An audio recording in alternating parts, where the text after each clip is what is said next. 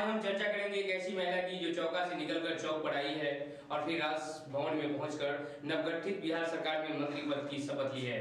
हम बात कर रहे हैं 39 विधानसभा क्षेत्र फुलपरास की नवनिर्वाचित विधायक शीला कुमारी की। शीला कुमारी नवगठित बिहार सरकार में जदयू कोटे से कैबिनेट मंत्री बनने वाली पहली महिला विधायक है। एनडीए नीतीश सरकार में परिवहन विभाग का जिम्मा मिला है। हम मंत्री शीला कुमारी पर आगे चर्चा करेंगे। पहले एक नजर डालते हैं उनके विधानसभा क्षेत्र फुलपरास के राजनीतिक इतिहास पर। आजादी के बाद पहली बार विधानसभा चुनाव 1951 में हुआ, जिसमें इंडियन नेशनल कांग्रेस से काशीनाथ मिश्र यहां से विधायक चुने गए। 1957 के दूसरे विधानसभा चुनाव और 1962 के तीसरे विधानसभा चुनाव में लगातार 2 बार रसिकलाल यादव यहां से इंडियन नेशनल कांग्रेस से विधायक चुने गए। फिर फुलपरास में जमाना आ गया सोशलिस्ट पार्टियों का। 1967 के चौथे विधानसभा चुनाव में संयुक्त सोशलिस्ट पार्टी से धनिकलाल मंडल विधायक चुने गए। फिर 1969 में ही विधानसभा का 5वां चुनाव हुआ, उसमें भी संयुक्त सोशलिस्ट पार्टी के दिग्गज नेता धनिकलाल मंडल दूसरी बार विधायक चुने गए। 1972 के 6वीं विधानसभा चुनाव में एसओपी से उत्तम लाल यादव विधायक चुने गए। 1977 के 7वें विधानसभा चुनाव में यहां से जनता पार्टी से देवेंद्र प्रसाद यादव विधायक चुने गए, लेकिन उन्होंने जल्द ही बिहार सरकार के मुख्यमंत्री बने जननायक कर्पूरी ठाकुर के लिए अपनी विधायकी को कुर्बान कर दिया। फिर 1977 में 6 महीने बाद उपचुनाव हुए, जहां से चुनाव जीतकर कर्पूरी ठाकुर बिहार के मुख्यमंत्री रहे। बिहार विधानसभा का 8वां चुनाव 1990 में जनता पार्टी से सुरेंद्र यादव विधायक चुने गए। फिर से 9वीं विधानसभा 1985 में यहां से कांग्रेस से हेमलता यादव विधायक चुने गए। 10वें विधानसभा चुनाव में जनता दल से राम कुमार यादव विधायक बने। उसके बाद अगले 11वें विधानसभा चुनाव में 1995 में कांग्रेस के टिकट पर देवनाथ यादव विधायक बने। फिर 2000 के 12वें विधानसभा चुनाव में जदयू से राम कुमार यादव विधायक बने। 2005 के 13वें विधानसभा चुनाव में सपा के टिकट पर देवनाथ यादव दूसरी बार विधायक चुने गए। उसके बाद लगातार 2010 के 14वें और 2015 के 15वें विधानसभा चुनाव में देवनाथ यादव की पत्नी गुलजार देवी यहां से विधायक रही। यह तो यहां का राजनीतिक इतिहास रहा। अब एक नजर डालते हैं फुलपरास विधानसभा क्षेत्र के राजनेताओं और उनके राजनीतिक कैरियर पर। 1969 में चुनाव जीते धनिकलाल मंडल बिहार विधानसभा के अध्यक्ष, केंद्र सरकार में मंत्री और बाद में हरियाणा के राज्यपाल हुए। वर्तमान नवनिर्वाचित विधायक शीला कुमारी धनिकलाल मंडल के भाई की पुत्रवधू है। शीला को अपने चचेरे ससुर धनिकलाल मंडल से ही विरासत में राजनीति मिली है। धनिकलाल मंडल के बाद यहां से 1977 में उपचुनाव जीतकर कर्पूरी ठाकुर मुख्यमंत्री बने रहे। अगले जिस राजनीतिक हस्ती की हम बात करेंगे वह यहां से विधानसभा का चुनाव तो नहीं लड़े, लेकिन 90 के दशक में लालू सरकार के कार्यकाल में 6 साल तक मंत्री रहे। बाद में लोकसभा का चुनाव जीतकर झंझारपुर लोकसभा क्षेत्र से सांसद और राज्यसभा से सांसद भी रहे हैं। हम बात करते हैं पूर्व मंत्री मंगलीलाल मंडल की। बात फुलपरास की राजनीति की हो और चर्चा पूर्व केंद्रीय मंत्री देवेंद्र प्रसाद यादव की नहीं हो, यह भला कैसे संभव हो सकता है। पूर्व मुख्यमंत्री कर्पूरी ठाकुर के लिए अपनी विधायकी कुर्बान करने वाले देवेंद्र प्रसाद यादव लगातार झंझारपुर लोकसभा क्षेत्र से 5 बार सांसद चुने गए और केंद्र सरकार में मंत्री भी बने। राजनीति में आज भी वे संघर्ष कर रहे हैं। यह तो थी फुलपरास की राजनीति और यहाँ के राजनेता का पूरा ब्यौरा। आगे हम नवनिर्वाचित विधायक और बिहार सरकार में मंत्री बनी शीला कुमारी के बारे में फुलपरास की राजनीति के साथ साथ आगामी विकास के एजेंडे और पर भी हम चर्चा करेंगे। हमारे साथ चर्चा में शामिल हो रहे हैं जो नेता भी हैं, राजनीति के विशेषज्ञ भी हैं, कानूनविद भी हैं और सजग सामाजिक राजनीतिक कार्यकर्ता के रूप में सक्रिय रहते हैं। फुलपरास विधानसभा क्षेत्र से ही आते हैं बलराम साहू। सर, आपका चौथा स्तंभ डिजिटल न्यूज के इस विशेष कार्यक्रम में बहुत बहुत स्वागत है। धन्यवाद। फुलपरास विधानसभा क्षेत्र में लगभग 4 दशक बाद जब वहां से विधानसभा का चुनाव जीते, उपचुनाव जीते, फुलपरास विधानसभा का प्रतिनिधित्व किए जननायक कर्पूरी ठाकुर जी, उसके बाद पहली बार 4 दशक के बाद यहाँ से पहली बार चुनाव जीतकर शीला कुमारी आज बिहार सरकार में मंत्री बनी। कैसा लग रहा है सर? सबसे पहले तो मैं अपनी ओर से और फुलपरास विधानसभा की ओर से आदरणीय मुख्यमंत्री श्री नीतीश कुमार जी, एनडीए के मुखिया भारत के यशस्वी प्रधानमंत्री आदरणीय मोदी जी एवं फुलपरास के समस्त कार्यकर्ता जो एनडीए के उम्मीदवार के पक्ष में कार्य करके यह अभूतपूर्व जीत दिलाए हैं, उनके प्रति आभार व्यक्त करता हूं। अब बात रही फुलपरास विधानसभा की। तो जैसा कि आप फुलपरास विधानसभा की विवेचना कर रहे थे, मैं बारीकी से सुन रहा था, उसको देखने से स्वतः स्पष्ट होता है कि फुलपरास विधानसभा समाजवादियों की धरती रही है। और आजादी के बाद से ही 1951 में जब पहला चुनाव हुआ, यह बात ठीक है, उस समय में कांग्रेस पार्टी का एकाधिकार था और लगातार शुरू के दिनों में कांग्रेस पार्टी के विधायक रहे, लेकिन सोशलिस्ट पार्टी के और सोशलिस्ट विचारधारा के उम्मीदवार ही द्वितीय आते रहे और कम अंतर से हारते रहे। आदरणीय धनीलाल मंडल जी जो बिहार के समाजवादी पृष्ठभूमि के नेताओं, अग्रणी नेताओं में एक रहे हैं, उनकी वह कर्मभूमि रही है। दो बार उन्होंने प्रतिनिधित्व किया है फुलपरास का। आदरणीय कर्पूरी ठाकुर जो समाजवादी विचारधारा के बिहार नहीं बल्कि उत्तरी भारत के अग्रणी नेता रहे हैं, उन्होंने फुलपरास को सुशोभित किया है प्रतिनिधित्व करके। तो फुलपरास एक समाजवादियों की धरती है।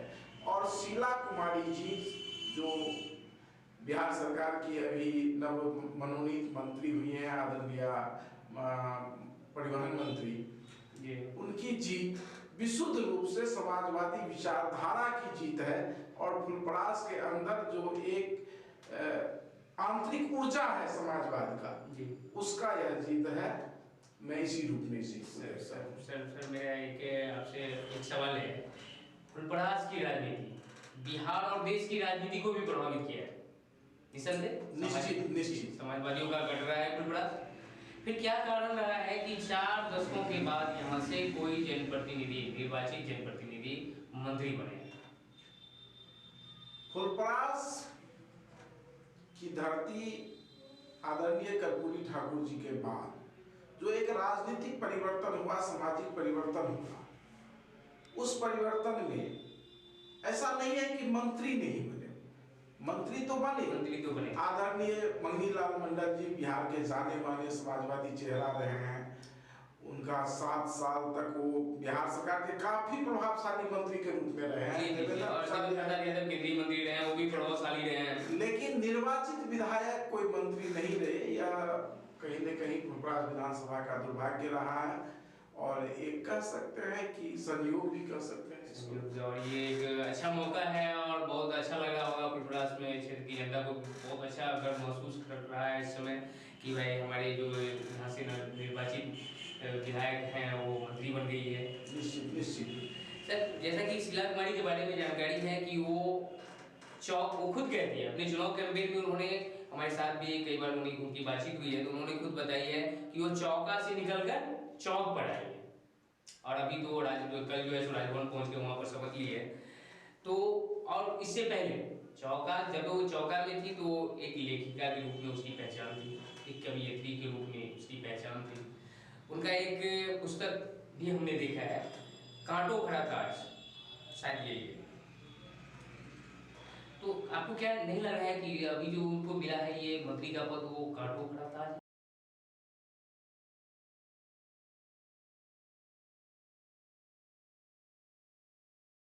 सबसे पहले तो जहाँ जिम्मेदारी है वहाँ हर जिम्मेदारी कांटो खड़ा ताज है, यदि आप उसको चुनौती के रूप में स्वीकार करते हैं। तो यदि आप अवसर को सुविधा के रूप में देखें तो हर जगह मखमली बिछावन है। तो शीला कुमारी जिनके बारे में आपने कहा है कि वो स्वयं कहती थी कि हम चौका से निकलकर चौक तक आए हैं, तो चौका से निकलकर चौक तक आना अपने आप में एक आंदोलन है, क्रांति है। और जो क्रांति के माध्यम से जो व्यक्तित्व पैदा लेता है, निश्चित रूप से 100% नहीं तो लगभग 100% उनकी सफलता अवश्य संभावी होती है। मैं उम्मीद करता हूं कि शीला कुमारी जी जो वास्तव में चौका से निकलकर चौक तक आई है, आज कहीं न कहीं सरकार की प्रमुख जिम्मेदारी में है।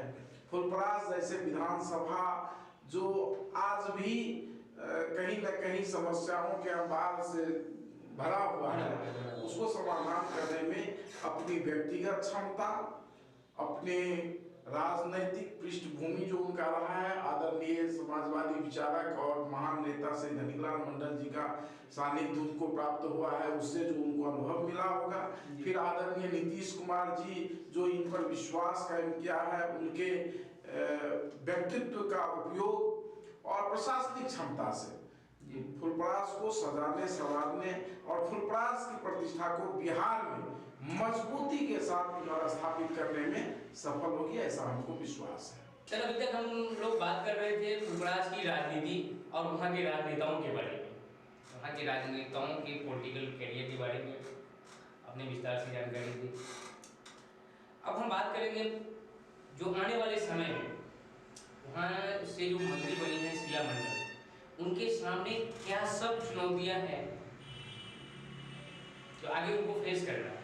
जैसे कि फुलपरास विधानसभा का जो भौगोलिक संरचना है, नए परिसीमन आयोग जब से लागू हुआ है 2015 में के चुनाव में से पहले, तो फुलपरास विधानसभा का जो पहला क्षेत्र था वो बुधी बलवन में सिमट के रह गया था। बुधी बलवन के बारे में कहा जाता है कि वो बिहार की सबसे जंगली नदी है।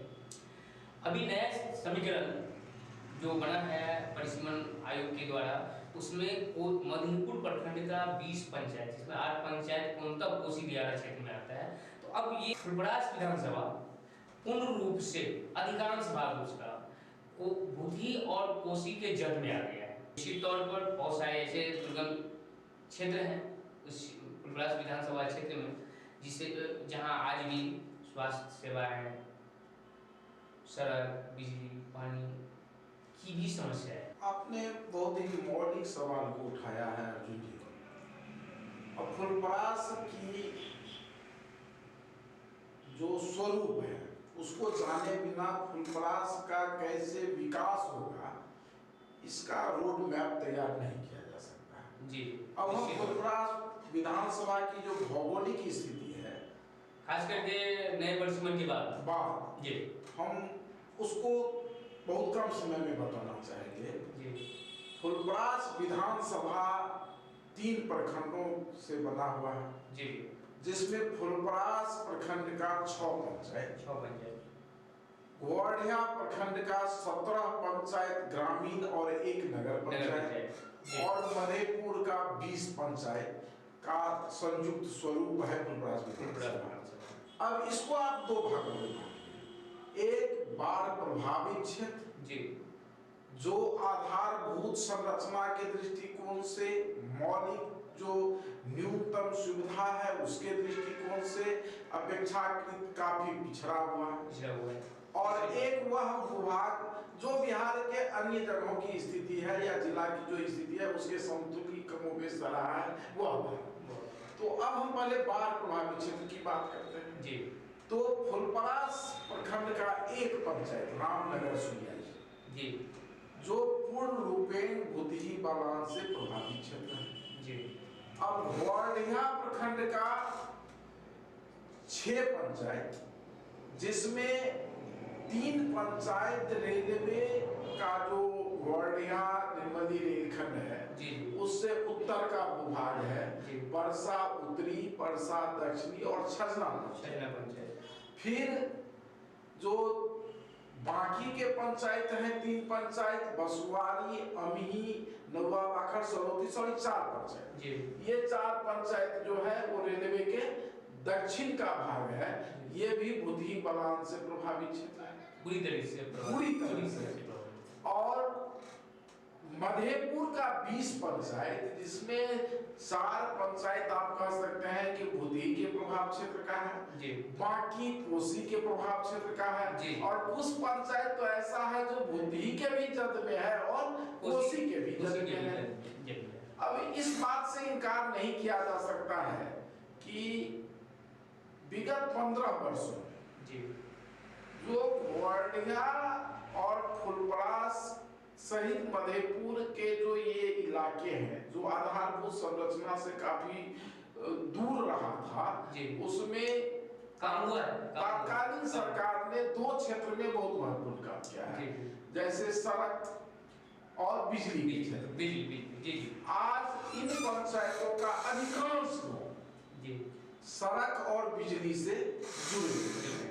अब लेकिन फिर भी कोशिश किया है कि कोई बहुत सारे ऐसे मार्ग से नहीं जा सकते। बहुत सारे गांव हैं जहां आज भी सड़क की सुविधा नहीं जा पाई। वहां जाने के लिए आपको बरसात के समय बिजली यदि चली भी गई है तो उस बिजली से जो एक लाभ मिलना चाहिए वो इलाके के लोगों को नहीं मिल पाता। अब उसका कारण है बुद्धि बलवान, जैसा कि आपने ही कहा है कि यह बिहार की सबसे विनाशकारी और जंगली नदी ये अपने साथ बड़े पैमाने पर बालू लाती है और जिस क्षेत्र से वो बहती है उसको सिंटेट करती है। अब फुलपरास का रामनगर पंचायत हो, गोरडिया का परसा उत्तरी हो, दक्षिणी हो, छजना हो, बसवारी हो, अंश गोरडिया का जो ये नोवालाखन पंचायत है, अमी का पंचायत है, इस इलाके में वो अपने साथ बालू लाती है, भर देती है और फिर वहाँ का जो खेती है, सड़कें बनती है, विद्यालय भवन है, लोगों का आवास है, ये सारा बालू से दब जाता है। ग्रामीण इलाकों में सड़क बनती गई और बाद में टूट गई, ये स्थिति है। अब हाल के दिनों में अभी जो तत्कालीन सरकार थी, नीतीश जी की सरकार, उसके आदरणीय जल संसाधन मंत्री श्री संजय झाड़ी के द्वारा हाल के दिनों में हमने देखा है कि कोसी बुद्धि के पूर्वी तटबंध बुद्धि बलान के पूर्वी तटबंध का विस्तारीकरण किया गया है। परसा तक रामनगर से परसा तक स्वीकृत हुआ है, काम चालू है, कहा जा सकता है कि काम चालू है। फिर आगे क्या हुआ? अब देखिए, इसमें आदरणीय जल संसाधन मंत्री तत्कालीन संजय झाड़ी के द्वारा प्रयास से एक बहुत ही इस इलाके की जो पुरानी मांग थी, चिरपरिचित मांग जिसको कहते हैं, चिरप्रतिष्ठित मांग कह सकते हैं, वो मांग था, उसका एक अंश को स्वीकृति दिया गया जी। वह उस स्वीकृति के बाद, लेकिन उसमें भी कुछ प्रश्न चिन्ह है। प्रश्न चिन्ह ये है कि यदि वह तटबंध परसा तक बन के रह जाती है जी, तो बुद्धि बलान का जो पानी आने की क्षमता है, बाढ़ की जो क्षमता है, वह जब पानी वह 7 किलोमीटर में बहता था, मतलब ये पश्चिमी तटबंध से लेकर के और नीलमंडी का जो कोसी का तटबंध है इस बीच में बहता था, तब उसके विनाशकारी स्वरूप इतने बड़े थे, इतना आम लोगों के जीवन को अस्त व्यस्त, जब उसको समेट के 1.5-2 किलोमीटर पे कर दिया जाएगा तो निश्चित रूप से और विनाशकारी हो सकती है।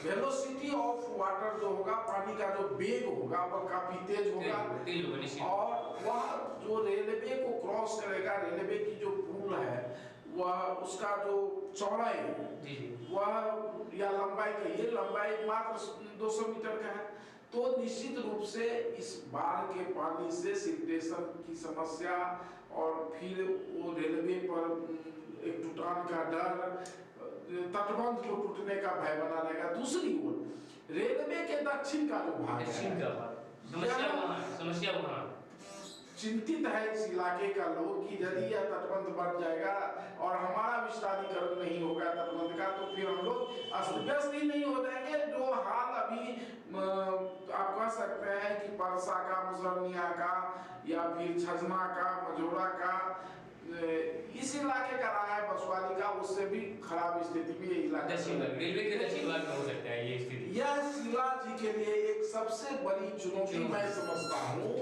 कि विधायक के रूप में उनके जीतने के बाद यह बड़ी आबादी जो लगभग 1 लाख के आसपास लाख की आबादी है, इसकी जो चिंता है कि इस तटबंध को जो परसा तक विस्तारीकरण स्वीकृति हुआ है उसको जमालपुर तक ले जाना या इनके क्षेत्र में कहे तो भेजा तक ले जाना, यह एक बड़ी चुनौती है। और उसको विश्वास है कि नीतीश कुमार जी की दृष्टि हर बात पर रहती है। हमने जब इस पार्ट तटबंध का स्वीकृति हुआ था तो आदरणीय जल संसाधन मंत्री से व्यक्तिगत रूप से मिल करके हमने अपनी बात मैं भी रखा था और लोगों ने रखा था, तो उन्होंने कहा था कि जब एनडीए की सरकार बनेगी तो आप आश्वस्त रहिए कि पश्चिमी तटबंध के बराबर पूर्वी तटबंध की भी लंबाई होगी, यह वरदान सिद्ध होगा, अभिशाप सिद्ध नहीं होगा। तो मुझको भरोसा है, विश्वास है इस सरकार पर और शीला जी पर कि हम क्षमता से इसको पूरा करेंगी। और यह तटबंध की जो चिंता है हम लोगों को, ये चिंता नहीं रहेगी। और जब यह तटबंध बन जाएगा तो उस इलाके में व्यापार बढ़ेगा, आधारभूत संरचनाएं बढ़ेगी, ये सारी समस्याएं।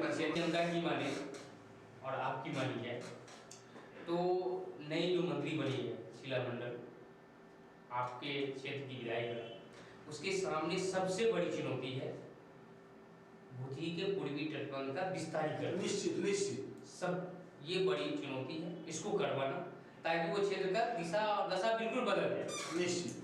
इसके अलावा भी बहुत सारी समस्याएं हैं। देखिए, वह इलाका तो उपेक्षित रहा है लंबे समय से। आदरणीय कर्पूरी जी के समय में, जैसे कि सरोदी में आदरणीय कर्पूरी जी ने एक सुदूर इलाका उस समय का, जहाँ अति पिछड़ा दलित समुदाय, अल्पसंख्यक समुदाय के लोग ही रहते हैं, शिक्षा का कोई नाम नहीं था उस समय में, उन्होंने एक हाई स्कूल सरोदी में दिया। अब आप कल्पना कीजिए कि नरहिया के बाद कुपहा तक कोई हाई स्कूल नहीं था। तो उस इलाके में एक हाई स्कूल हुआ, जहाँ आज उसका लाभ मिला। उस इलाके में लड़के तो लड़के, लड़कियां बड़ी संख्या में पढ़ी लिखी। आज नीतीश जी के सरकार में हर पंचायत में उच्च विद्यालय हो गया है, लेकिन आज भी समस्या है।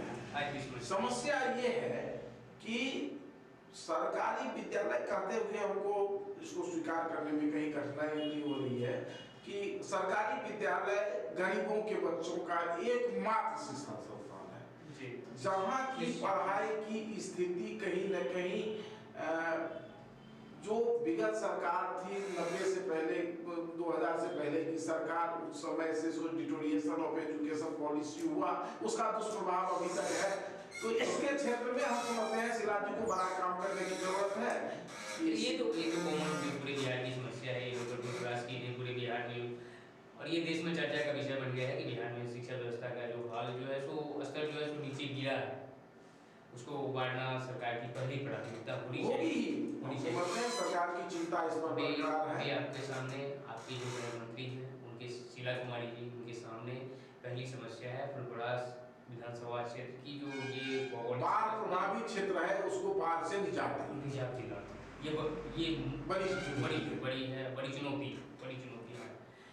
और हमने देखा है कि वो चुनाव के समय, अपने चुनाव कैंपेन के समय जब वो चुनाव के लिए टिकट लेकर आए, तो विरोधियों के अलावा उनके जो साथ में रहने वाले लोग थे, दल के लोग थे, उन्होंने भी कह दिया ये पैराशूट कैंडिडेट है, बाहर से कहीं आए और टिकट लेके आ गए चुनाव लड़ने के लिए। लेकिन बाद में लोगों को जैसे ही पता चला कि राजनीति तो इनके विरासत में इन्हें मिली हुई है, और इन्होंने जिस तरीके से कैंपेन चलाया, खुद को महिलाओं वोटरों से जोड़ा, महिलाओं को ये समझाने में ये कामयाब हो गई कि वो चौका से निकलकर चौक तक आई है, और महिलाओं ने उनको राजभवन में शपथ ग्रहण तक पहुंचा दिया। महिलाओं ने अपनी ताकत से एक महिला को जो चौका से निकलकर चौक पर आई, उसे राजभवन में शपथ लेने तक के लिए पहुंचा दिया। अब आगे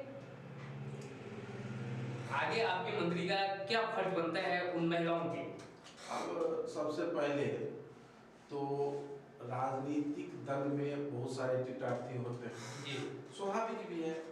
अब किसी एक को टिकट मिल रहा है जी, जो लोग टिकट से वंचित होते हैं तात्कालीन आक्रोश में नए नए शब्द का इजाद करते हैं। ये कोई पैराशूट से उतरी हुई महिला नहीं थी। पहले तो ये मान लीजिए सामाजिक राजनीतिक पृष्ठभूमि की महिला रही है, और फिर कैंपेन शुरू हुआ नॉमिनेशन के दिन ही हम समझते हैं पार्टी नहीं, पार्टी के बाहर के लोग उनके क्षमता, शालीनता और व्यक्तित्व से इतने प्रभावित हुए कि चर्चा का विषय हुआ। और आज के दिन में थोड़ा सा हमको इस बात को स्वीकार करना चाहिए उदार होकर के कि फुलपरास के आम नागरिक ने, मधुबनी जिला के राजनीतिक परिवेश में लोगों का मानना है कि शीला कुमारी एक सक्षम राजनीतिक पढ़ी लिखी और बहुत ही व्यक्तित्वशाली महिला है, और जो इनको मिला है सरकार की तरफ से मंत्री का पद, उसके वो योग्य थी। तब तो नीतीश कुमार जी जैसे पैनी नजर वाले लोगों ने 6 मंत्री का जदयू से शपथ ग्रहण हुआ है, एक महिला का शपथ ग्रहण हुआ है, उसमें शीला कुमारी जी हैं। तो उनके क्षमता पर तो हम समझते हैं, जो लोग प्रश्न लगाए थे वो दिग्भ्रमित थे या उनको समझ नहीं थी उनके बारे में। जब खिलाड़ी मैदान में उतरता है तब पता चलता है कि उसमें प्रतिभा क्या है। आप उसको बैठे हुए स्थिति में देख करके उसके प्रतिभा का चुनाव कैंपेन में उन्होंने अपनी प्रतिभा का प्रदर्शन 100% किया है। महिलाओं को उन्होंने अपने साथ जोड़ने में सफलता पाई है। आम लोगों में बहुत करीब जुड़कर उन्होंने कैंपेन किया है और चुनाव जीतने के बाद जब वो क्षेत्र में पहली बार आई तो भी हमारी उससे बात हुई थी। तो उन्होंने बताया था कि सरकार की जो काम है उनको आगे बढ़ाना और जो क्षेत्र में जो हमने जनता से वादा किए हैं उसको हम पूरा करेंगे। तो हम लोग भी आगे उम्मीद करेंगे। निश्चित रूप से मैं आपको आपके माध्यम से फुलपरास की जनता को, मधुबनी जिला की जनता को, बिहार की जनता को और फिर आदरणीय नीतीश कुमार जी और एनडीए का जो संयुक्त परिवार है जिन्होंने शीला कुमारी के ऊपर इतना बड़ा भरोसा किया है, हम उसको विश्वास दिलाना चाहते हैं कि आपने शीला कुमारी के रूप में जनता दल यू को जो भरोसा दिया है, समर्थन दिया है, हम समझते हैं उस भरोसा से, उस समर्थन के विश्वास से एक कदम आगे बढ़ के अपने साथियों के सहयोग से और सरकार की जो उदारवादी नीति है उसके संरक्षण में और Janata Dal you, Bharatiya Janata party, VIP, हम के कार्यकर्ताओं के रायशुमारी से एक बेहतर रणनीति बना करके इलाके का, बिहार के भविष्य के निर्माण में और महिलाओं के, खास तौर पर महिलाओं के जो सामाजिक परिस्थिति है, उसका स्वरूप है, उसको आमूल परिवर्तन लाने की दिशा में एक ठोस पहल करेगी। इसी आशा और विश्वास के साथ हम पुनः आपको धन्यवाद देना चाहते हैं, बिहार वासियों को धन्यवाद देना चाहते हैं, एनडीए परिवार को धन्यवाद देना चाहते हैं और श्रीमती शीला जी सहित मधुबनी जिला के मंत्री द्वय और जो मनोनीत मंत्री हैं उनको प्रति आभार और बधाई व्यक्त करना चाहते हैं कि आपके नेतृत्व में बिहार बहुत ही आगे बढ़ेगा और बिहार के जो सपने वो साकार होंगे। नई उम्मीद, नई विश्वास के साथ आपने फुलपरास विधानसभा से नवनिर्वाचित विधायक और उनके मंत्री बनने के बारे में जानकारी दी, हमारे साथ बातचीत की, इसलिए आपका